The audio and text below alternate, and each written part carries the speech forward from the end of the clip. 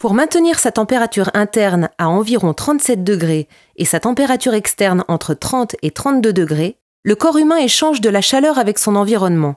Dans cet échange, les vêtements jouent le rôle d'isolant et l'habillement est donc un élément déterminant pour le confort. Les échanges thermiques entre l'air ambiant et le corps humain dépendent principalement de la température, de la vitesse de l'air, mais aussi de son taux d'humidité. Si les échanges thermiques sont trop brusques ou mal répartis, ils sont source d'inconfort. Pour diminuer la sensation provoquée par le rayonnement du corps vers les parois froides, il est nécessaire de diminuer la différence entre la température de l'air et la température des parois.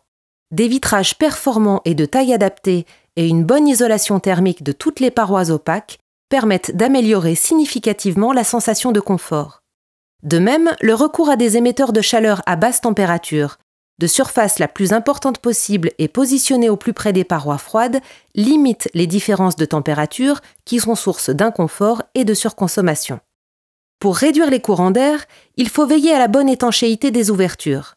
L'état des joints au niveau des menuiseries et le recours à des portes ou trappes étanches sont déterminants. Un système de ventilation mécanique permet quant à lui de réguler le taux d'humidité de l'air. Pour réduire les échanges thermiques par contact, la mise en œuvre de revêtements de sol adaptés à l'usage des pièces, comme une moquette plutôt que du carrelage dans la chambre, est préconisée. Dans un bâtiment chauffé, la température ressentie par les occupants est la moyenne entre la température de l'air et la température des parois.